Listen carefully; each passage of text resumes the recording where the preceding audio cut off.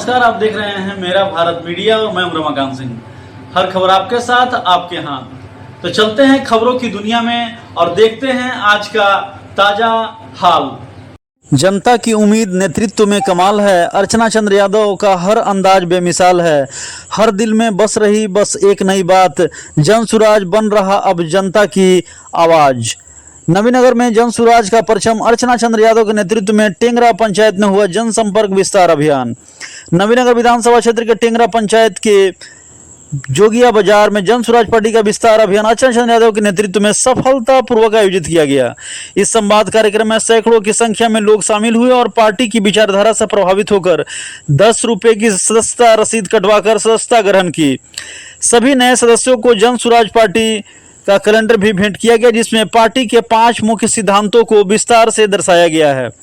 आपको बता दें कि जन सुराज की सक्रिय नेत्री अर्चना चंद्र यादव ने प्रशांत किशोर के विचारों को मजबूती से जन जन तक पहुंचाया है और वे निरंतर जनता से जुड़कर संवाद स्थापित कर रही है, जिससे क्षेत्र में पार्टी के प्रति विश्वास और समर्थन बढ़ रहा है। अर्चना चंद्र यादव न सिर्फ एक राजनीतिक प्रतिनिधि बल्कि एक सामाजिक कार्यकर्ता के रूप में भी लगातार सक्रियता बनाई हुई है।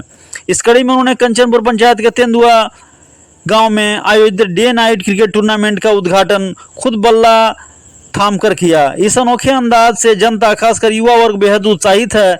कार्यक्रम में उन्होंने खिलाड़ियों को मार्गदर्शन देते हुए बताया कि युवाओं को खेल प्रतिभाओं को बढ़ावा देने के लिए वे हर संभव प्रयास करेगी। साथ ही अर्चना चंद्र यादव की सक्रियता और समर्पण जन सुराज पार्टी को नवीनगर विधानसभा में नई ऊंचाइयों पर ले जा रही है।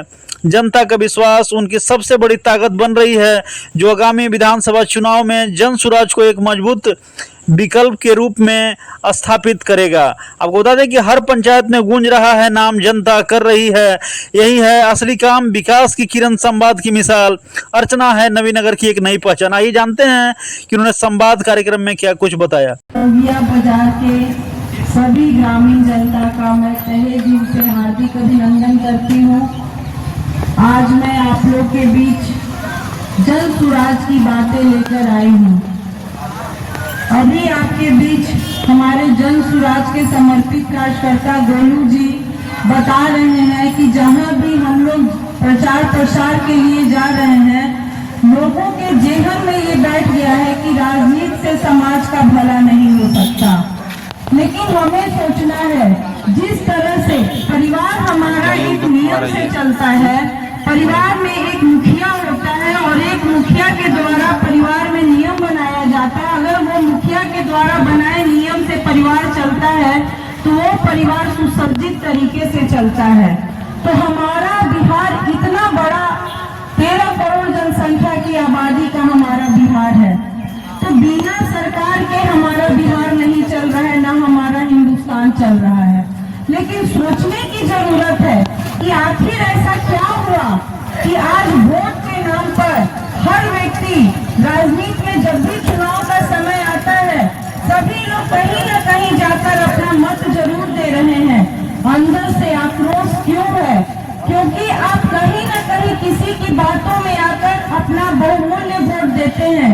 कोई भी व्यक्ति, समाज का कोई भी व्यक्ति, चाहे जिस जाति जिस धर्म से आता है, वो चुनाव के दरमियान अपना मत जरूर देता है, लेकिन ये सोच कर देता है कि उसकी आर्थिक और सामाजिक और शैक्षणिक स्थिति में सुधार होगा।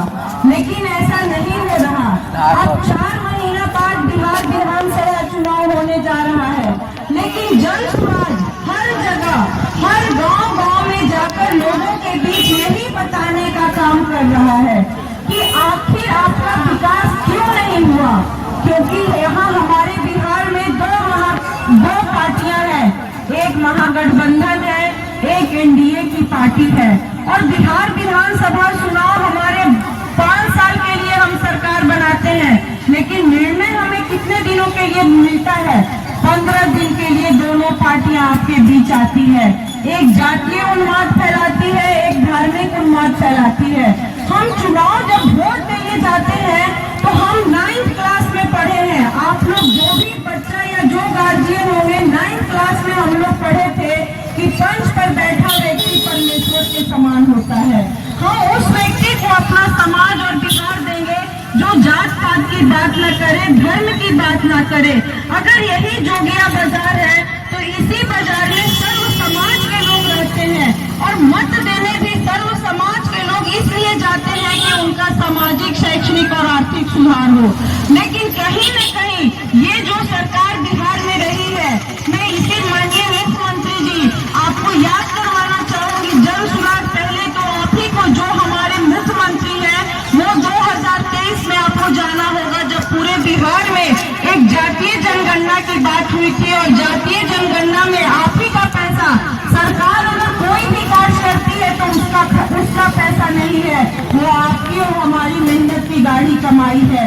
और जब सरकार आपसे कहा कि जातीय जनगणना के आधार पर उन्होंने 94 लाख परिवार को चिन्हित किया था कि ये परिवार गरीब है, और जातीय जनगणना के आधार पर ये मुख्यमंत्री जी ने घोषणा की थी, जब आपको याद करना होगा जब महागठबंधन का सरकार था, उस समय पूरे बिहार में 94 लाख को चिन्हित किया गया था कि अगर 94 लाख परिवार अगर गरीब है तो उन्हें 2 लाख रुपया देकर उन्हें गरीबी से ऊपर उठाया जाएगा।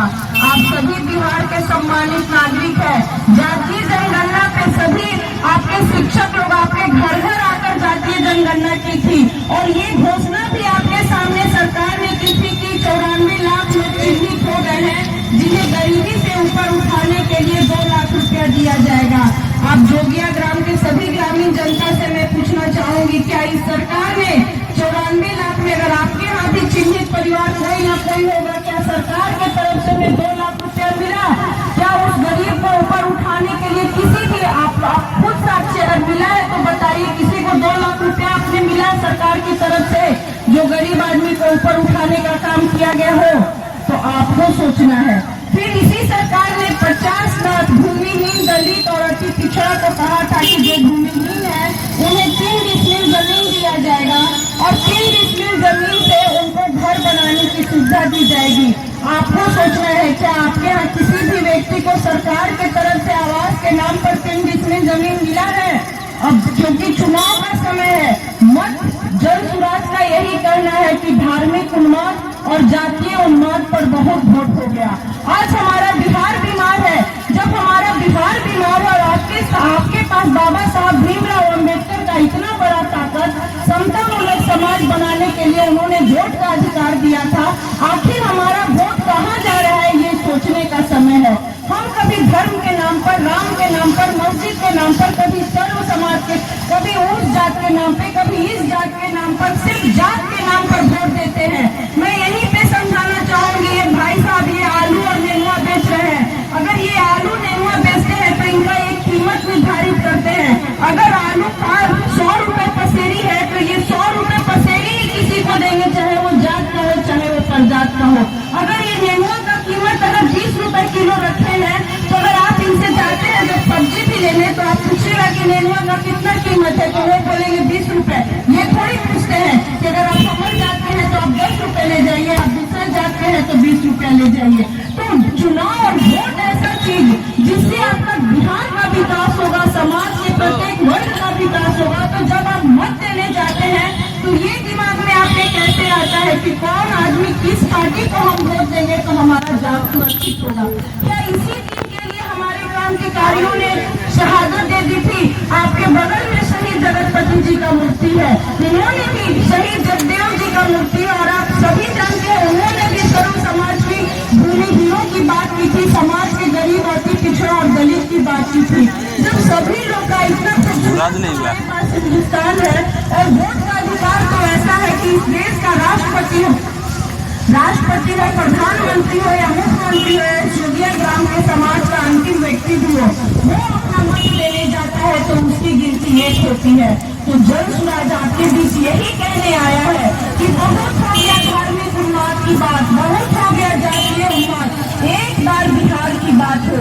आज बिहार के नाम पर आप ही, आज हमारे यहाँ जो पढ़ाई चल रहा है, जो बच्चे का आज हमारे यहाँ इतना बड़ा बेरोजगारी है, हम लोग एक जुमला पढ़ देते हमारे मुख्यमंत्री जी, एक बिहारी सब पर भारी, लेकिन सोचना होगा कि एक बिहारी महीना में कितना कमाता है। किसी भी घर और किसी भी समाज का व्यक्ति तभी मजबूत कहलाता है जब उसके पास आय का एक अच्छा स्रोत होता है। आज बिहार में 10 से 12 हजार रुपया कमाने के लिए हमारे घर के बच्चे गुजरात और हरियाणा और चंडीगढ़ जाते हैं।